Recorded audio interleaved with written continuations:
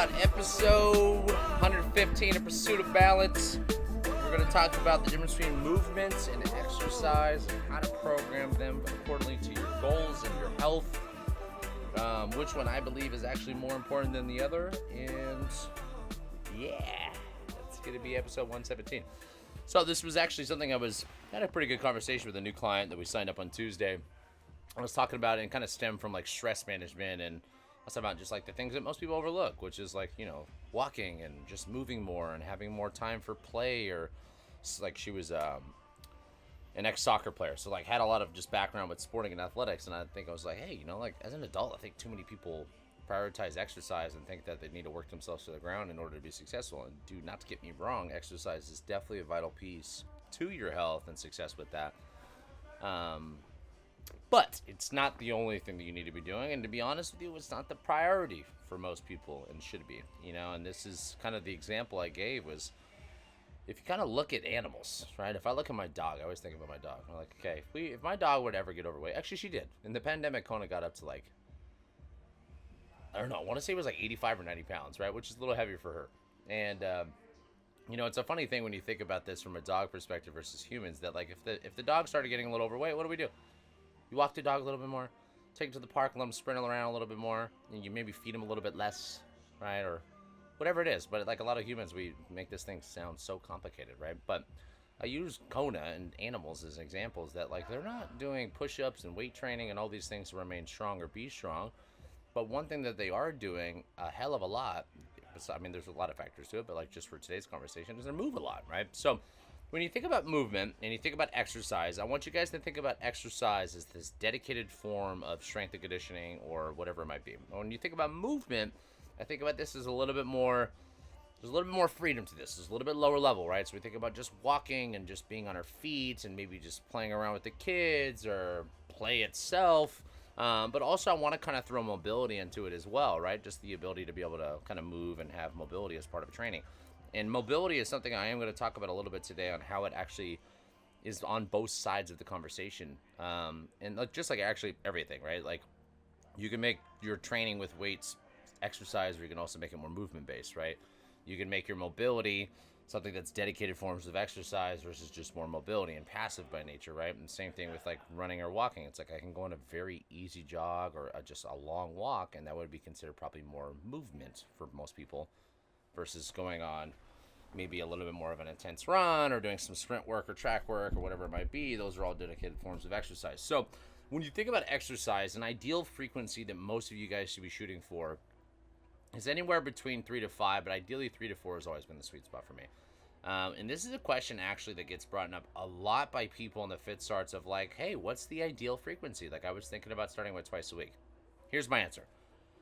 Twice a week is great if you're just starting off, because it's going to be a great way for you to kind of have some time for this adaptation of this new stimulus of whatever the training might be. And then, you're going to turn the corner where you need to kind of make the frequency a little bit more intense or the training more intense. 2 times a week can also be a great thing if you're in season with something else. So if you are a triathlete, if you're a runner, if you're playing tennis, like any sport, right, or any kind of modality or discipline of fitness, twice a week can be a great way for you to kind of stay in shape and maintain a lot of strength, but not overdo it where it's going to be something that's going to be detrimental to whatever that sport might be. And number 3, it's also, which kind of what I just touched on, it's a great maintenance frequency, right? Like twice a week is a good way for you to kind of really not go too far backwards. But most people that join our gym, most people in life, most people probably listening to this, you probably have some level of goal for yourself around growth, right? Around getting better. So twice a week is something you need to kind of get out of your head of like being enough, because it's enough with those 3 circumstances that I gave you, but it's not enough to kind of drive enough stimulus to actually have a good adaptation for something that we enjoy, right? Or something that we're happy with, right? So 3 to 4 has always been my sweet spot. And this is something, even as in the business side of things, I'm like, I always tell the team like, hey, like people might sign up for twice a week. And it's our job to get them to 3 or 4 times a week, right? And I don't mean that like purely a sales part of conversation. If some people have the ability to be disciplined and accountable enough to do that themselves, and you're doing twice a week by yourself and twice a week with us, I'm happy with that as a coach. So when I say 3 or 4, I'm not saying like 3 or 4 in just one place. Like you can just 3 or 4 of something intense type of exercise, right? Or exercise. So it does not matter the discipline. It could be strength training focus. It could be power speed work. It could be hypertrophy building muscle. It could be aerobic type of work, aerobic capacity work. But there needs to be 3 to 4 days a week of something being pretty consistent and having enough intensity. And actually, just this morning, I had a client, my client Shyla asked me, she's like, well, what would be the amount of times per week that you would need to maintain? And I said, I wouldn't look at it as a frequency question. I would look at it as an intensity question. I can work out myself 5 times a week and still not see that much improvement or any improvement, to be honest with you. So, and I can also work out twice a week, maybe with a little bit more intensity or a lot more intensity, and still sometimes maybe not see a lot of progress.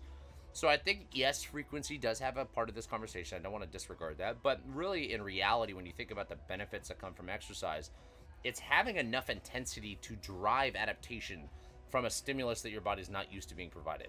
If you're providing the same stimulus, meaning the same exercise selection, the same amount of volume, aka sets and reps, the same amount of weight, the same amount of rest time, you're not doing anything that's going to be more challenging than it has previously been done before, right? Adaptation comes from stimulus, and stimulus needs to be something that's progressively being overloaded, right? And that could be a volume conversation, that could be a tempo rest conversation, that could be obviously an intensity and load perspective, but there needs to be enough intensity behind that, right? So coming back to the 3 or 4, yes, frequency is important, but really when you look at exercise, the main benefits that you're going to get, not even just physically, but mentally, is when you get the intensity behind the training. The intensity is the driver of growth, right? So when you look at your training, I'd much rather someone work out 3 times a week versus 5 times a week if they can provide me a lot more intensity, right? And then this is where inside of like kind of the exercise programming kind of part of the conversation, that some people feel better doing full body splits, right? Where they do a little bit of everything because they feel like they're not ever really super taxed in one area, that they can go a little bit harder with overall intensity. But then when you look at kind of bodybuilding style approach, it's like you can look at some people that just blast legs and then they blast back and buys and then they blast their shoulders, chest, and triceps, and they just totally only do them once a week, but they put enough of the same volume throughout the week, and they feel better doing that too. So I think it's important as far as programming to, number one, I kind of believe in a little bit more of a variety, but that's just my personal approach.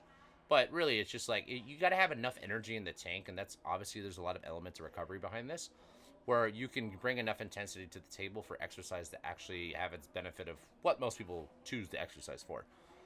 Does not matter the goal. Like when you think about weight loss or getting stronger or longevity, improving mobility, whatever it might be. Now, when you think about mobility, I wanted to bring that up, like I mentioned earlier. Mobility is active, right? It's not passive. Like mobility, it's like an easy example is if you're standing up and you were to bring your knee up to your chest with your own strength, and then you were to try to do it by hugging your knee, you can get the hugging variation to go a lot farther, but that's passive because you needed to use strength from your arms to get it to go farther. So when you think about acquiring more mobility, it's not about just acquiring more range. It's also about acquiring more strength within that range of motion, right? So if we were to kind of think about mobility as an aspect of strength training, it does require intensity, right? Like intensity does need to be a variable for mobility. There's some nuance to this, which I'll touch on in a second, where like what I mean by that is like sometimes a lot of people are restricted in range of motion or missing pieces to the puzzle because they're so tense or because they're so stressed, because it's too intense. And I think depending on kind of the drill or where that person's at, sometimes like intensity is not going to be the answer when it comes to fixing range of motion or postural parts of that. But for the most part, it's like, hey, if you want to get really, really strong, like you need to have some intensity there. Like I kind of think about, what was I talking on? L-sits. Like we're doing hip thrusts and L-sits on Wednesday. I loved the combo, right? I think the idea of just like some brute hip extension with an isometric hip flexion, kind of at its like a long lever, meaning legs fully extended. But a lot of times in classes, what I was noticing is you would see people doing their L-sits and their knees to be kind of halfway bent. And then I'm like, try to extend your knee as much as you can. And you want to see that quad tremor a little bit. You want to see a little bit of shake because that's where that muscle is really, really working. And that's kind of a definition of mobility to improve hip flexion. Like if you had a really, really good L-sit and all you did was practice your L-sits all the time, you would probably then have a really, really good toe touch test or an after straight leg raise test. And you're not even doing any mobility. You're not doing any stretching. So it's just you're getting the other side of the joint to become really, really strong. So once again, it comes back to having some intensity. The other aspect of it is going to be kind of the aerobic or anaerobic side of training, right? So if you think about developing speed or power, if I want to be a faster sprinter or if I want to be able to run a long period of time aerobically and just having good endurance, those kind of things, like these are all elements of exercise, right? And it does not matter where you're at as far as like the selection of these areas of, am I prioritizing mobility? Am I prioritizing strength? Am I prioritizing aerobic capacity? Am I prioritizing speed and kind of anaerobic threshold? Or do I kind of want a blend of all those? I will say, in my experience, the more you scatter a bunch of things over the course at the same time, the harder it is to really see a true potential increase versus just kind of dedicating a certain amount of time and allocating 6 or 12 weeks to a specific discipline of like, I just want to get strong. Or I just want to improve aerobic capacity. And that's something that, like, even with our programming, we're trying to kind of get back to is not just doing 6 week cycles, but appreciating the full mesocycle of 6 week cycle, 6 week cycle, 1 week deload. So treating everything as a 13-week cycle and allowing us to take a little bit more time and be more methodical with like the big picture of what the end goal of this training cycle would be, right? But now let's go to kind of the other side of the conversation. The other side of the conversation is going to be more movement, right? So I talk about like movement should be the foundation to exercise. So when I give you guys kind of a frequency goal, when I say, hey, like as far as exercise goes, 3 to 4, I think is going to be the sweet spot for most of us, 3 to 5, whatever. But when you think about movement, movement needs to be daily. As much movement as you can get throughout the day is a better, better outcome on anything that we're talking about. It doesn't matter the physical health, the mental health, the emotional well-being, the spiritual well-being, the whole 9 yards of as far as everything holistically with health that I talk about. You want to have as much movement, right? Like I made a little post this morning on Instagram talking about like the 5 benefits of walking and how walking, the little fun fact, once you get to about 8 to 10,000 steps a day, a lot of the research and data shows that we kind of plateau. Like we don't really get that much more out of it getting to 12 or 14 or 15 or 20,000 steps a day. But when you get to that 10,000 step threshold, the all-cause mortality has a reduction around 30 to 50%. That's a big ass number, right? This is why I like things like sauna. This is why I like low-hanging fruit that makes a huge impact and return on the investment for what you're doing. So walking, obviously, I say walking. It's called walking for the reason. It's the king of all things when you think about movement. Number 2, it's going to be great for mobility, right? It's opening up your hips. It's getting your arms to swing. It's getting you to breathe. You're getting time in nature. You're getting time for solitude and self-reflection. You're allowing your body to burn at a lower level aerobically, meaning you're burning more fat per calorie. Doesn't mean you burn more calories versus sprinting. It means you burn more fat or calories from fat overall. And that's one thing that a lot of people obviously has the goal is when you think about muscle building or body fat reduction, it's like you want to have a nice foundation of aerobic stuff. When I was doing men's physique competition, my coach would have me do, when I got closer to cutting season, I would do 30 minutes in the morning walking on an incline on the treadmill. Walking, not running, not jogging, right? And I would do that for anywhere from 20 to 30 minutes at a time. And I wanted to do it where I can still have a conversation. And the goal was keep it aerobic. I want you to burn some calories. I want to be able to create, generally about 30 minutes will bring, depending on the size of the person, it can bring anywhere from 100 to 200 calories to burn. 200 calories might be a little bit higher, but let's say the average is around 140, 150 or 140, 160. If you do the math on that, like doing that every day or even twice a day makes a big difference on creating a more sustainable deficit, not just trying to restrict calories all the time, but also trying to do it on the other side of the energy balance conversation. But walking is just one facet of movement, right?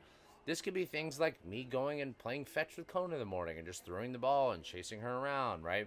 I think the idea of this sedentary lifestyle is the thing that we're trying to get people away from when I think about movement, right? So it doesn't need to be always going outside, even though I think that would be the most ideal, but maybe spending time to do some stretching, even if it's more passive, even if it's just more breath work, right? Something that I've kind of got away from a little bit was I was doing a decent amount of meditation in the pandemic, and then I kind of realized that if I do my static stretching correctly, I really should be focusing on this nice controlled breathing and being more present in the stretch, right?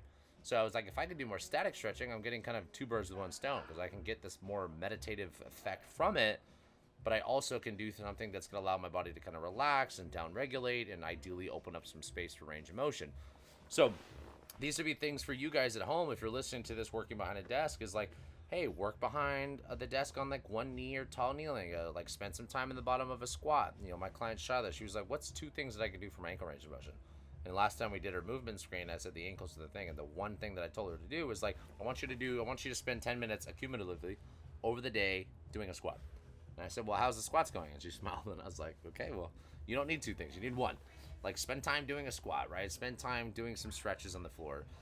One thing that I love that I'm not the greatest at, but from a weekly perspective, I at least do it, but I'm not, I would love to do it probably more like 3 to 5 times a week, is foam rolling. I mean, I think the idea of like physical touch and the sensation and tactile feedback when you think about massage work, when you think about foam rolling, trigger points, and Graston and ART type of work, you want physical pressure on the body, right? Because it's going to be something that's so healing and so down regulating for the body, I guess, depending on the intensity. But spending more time foam rolling and getting the lymphatic system to kind of move around, allowing for some more down regulation of the nervous system towards the muscle to kind of inhibit a more relaxed state for the body to be in. These are all aspects of movement, right? Breathing is another one. Like having some dedicated time to just sitting down, or even if it's not sedentary, it could be you focusing on some breath work while walking. I do that a lot, right? It's like I'm like, hey, I'm going to take 8 steps of an inhale and I'm going to take 12 steps of an exhale. And doing things to get your body to breathe, because when you think about rib cage mobility and you think about the attachments that fascially the diaphragm is connected to the psoas, that if I can get my body to really diaphragmatically breathe correctly, I can also start to improve some of this extension that my body's always in, because my hip flexor is always kind of pulled on from the diaphragm, right? Like everything's interconnected. But movement itself is more restorative. It's more parasympathetic. It's more down regulating. So you need to remember that when you think about the yin to the yang, where balance comes from, pursuit of balance, baby.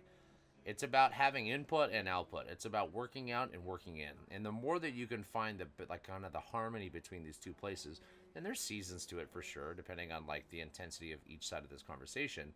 But you want to have as much movement as you can throughout the year, especially in the wintertime, right? Like as we're all entering the wintertime, well, for everyone in California listening to this, like it's very easy for the rainy season and cold months to not want to move, not want to walk, not want to be outside as much. And this is why a lot of people can sometimes get in trouble during the holiday season on top of everything the holidays brings. But like the movement is just going to be a thing that's just going to solve so many problems. And I'm not just talking like body composition. I'm not talking about physical health when I talk about this today. I'm talking about a lot of aspects of health, right?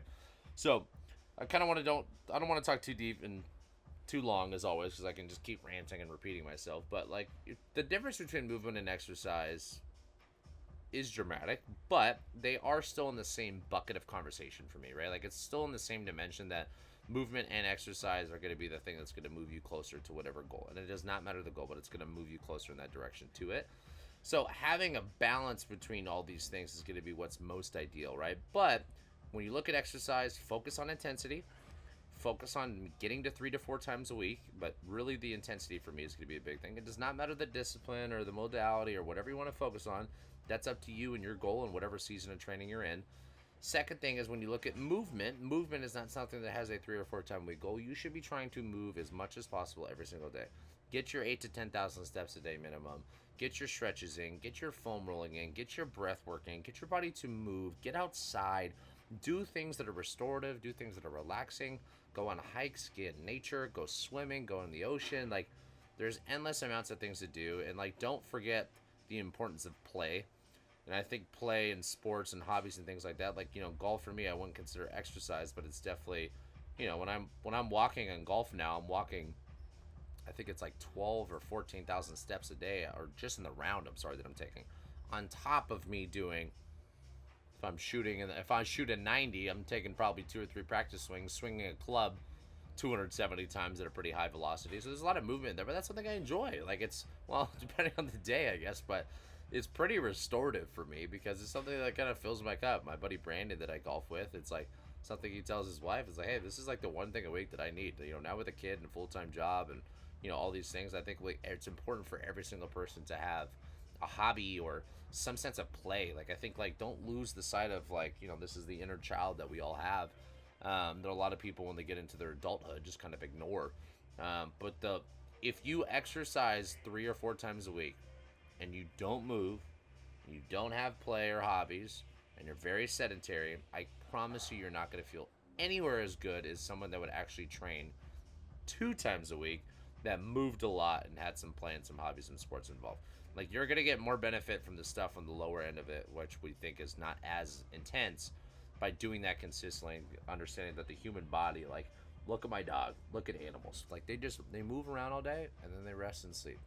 They move around all day and they rest and sleep. They're not doing push-ups, they're not doing heavy deadlifts, and they're strong with their own body weight, so they have their own body weight type of movement, but it's periods of intensity and it's periods of rest, right? And the more that you can balance out the movement and the exercise, and obviously optimally the most important thing is having recovery and rest of not moving too, the better you're going to feel, right? And everything, right? Your mobility is going to improve, your strength is going to improve, your body composition is going to improve, your mental health and resilience, your emotional control, your spiritual connection to life, your sexual health, everything that we talk about will all dramatically improve when you do those things.